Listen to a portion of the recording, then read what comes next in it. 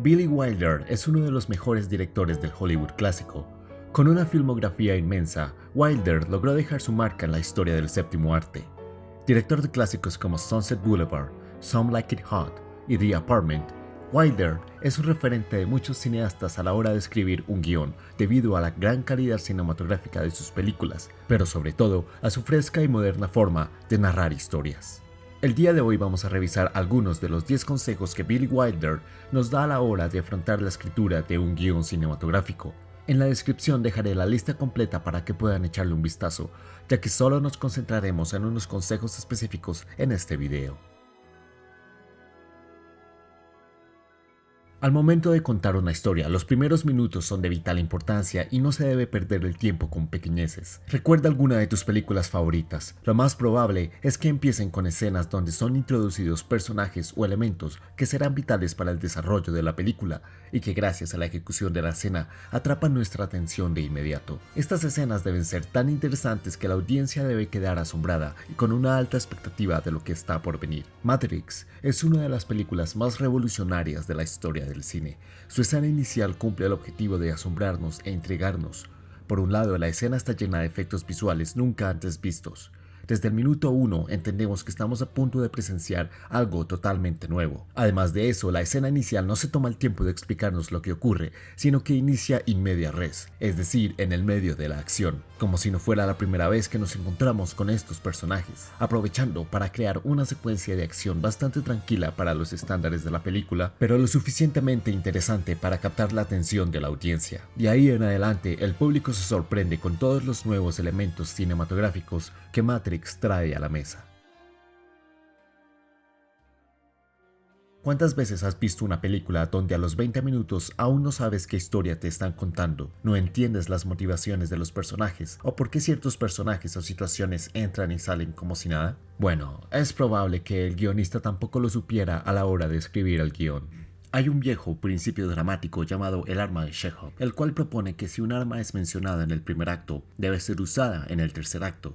Esto quiere decir que cada elemento puesto en el guión, un personaje, una escena, un artefacto, debe estar ahí con el propósito de servir la historia. De lo contrario, todo aquello que no tenga relevancia para la trama debe ser removido. En Suicide Squad vemos que el personaje del Capitán Boomerang lleva consigo un unicornio de peluche. Este elemento es destacado varias veces durante la película, llevando a creer que será importante en algún momento, pero no es así. Nunca pasa nada con el unicornio. Es bastante curioso, ya que en la película hay un momento donde el Capitán Boomerang es atacado con un cuchillo, pero este se clava en un fajo de billetes. Hubiera tenido mucho más sentido narrativo que el unicornio hubiera sido lo que detuviera el impacto del cuchillo. Pero ese es solo uno de los muchos problemas que tiene esta película.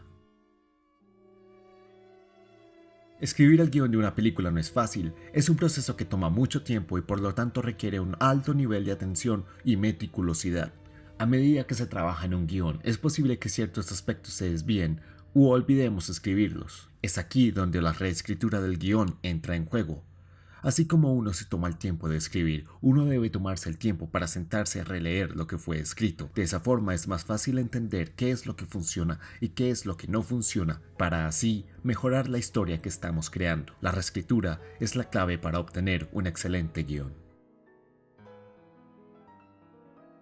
Una de las primeras reglas de guión es el clásico "muéstralo, no lo cuentes". En el cine, son las imágenes las que deben contar la historia, no las palabras. Aunque hay historias donde el guionista considera oportuno tener un narrador en la película, no hay problema con esto siempre y cuando lo que nos cuente el narrador no sea lo mismo que estamos viendo en pantalla. Hay varios ejemplos de películas con un excelente uso del narrador. En estos filmes, el narrador nos da información que complementa aquello que estamos viendo. En American Psycho, tenemos una narración donde el protagonista, Patrick Bateman, nos comenta cosas que no podemos ver, como la dirección de su apartamento, el tipo de materiales que usa para tratarse la piel o el número de sentadillas que puede hacer seguidas.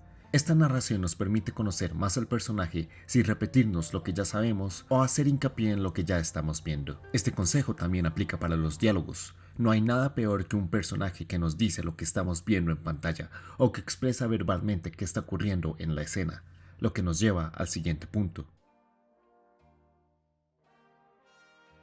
No hay nada mejor al momento de ver una película que descubrir cosas al mismo tiempo que los personajes. Esto nos hace sentir parte de la historia y nos permite interactuar con la película, además que permite que haya un uso del lenguaje cinematográfico. Tomemos como ejemplo The Apartment. Baxter, nuestro protagonista, le presta a sus jefes su apartamento de soltero para que ellos puedan tener sus aventuras románticas con sus amantes. En una de las escenas, Baxter le entrega a su jefe un espejo roto, que el amante de este olvidó en el apartamento la noche anterior. Momentos más tarde, Baxter se encuentra con Fran, una ascensorista de la cual él está enamorado. Baxter se está probando un sombrero y Fran le facilita un espejo. Es el mismo espejo que Baxter le entregó a su jefe escenas antes.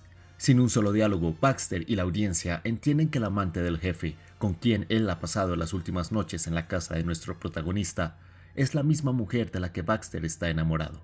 Por si no fuera poco, el jefe lo llama en ese momento y le vuelve a pedir el apartamento a Baxter para pasar la noche con Fran. Baxter, con el corazón roto, no tiene otra opción que aceptar y hacer de cuenta que no se ha enterado de nada.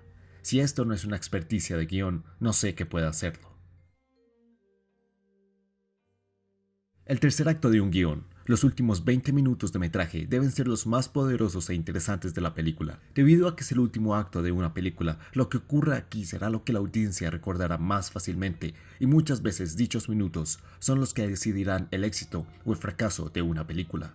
Este tercer acto debe crecer en emoción y finalmente dar una conclusión al relato que sea satisfactoria y responda a todas las preguntas creadas a lo largo de la película. Luego de que el clímax del tercer acto finalice, no hay razón para retener al espectador más tiempo. Una vez que todos los cabos han sido atados, que pasen los créditos. Así que esos son algunos de los consejos que da el gran Billy Wilder a la hora de escribir un guión. Si quieres revisar la lista completa, puedes encontrarla en la descripción del video. Recuerda darle like al video, compartirlo y suscribirte al canal. Hasta la próxima.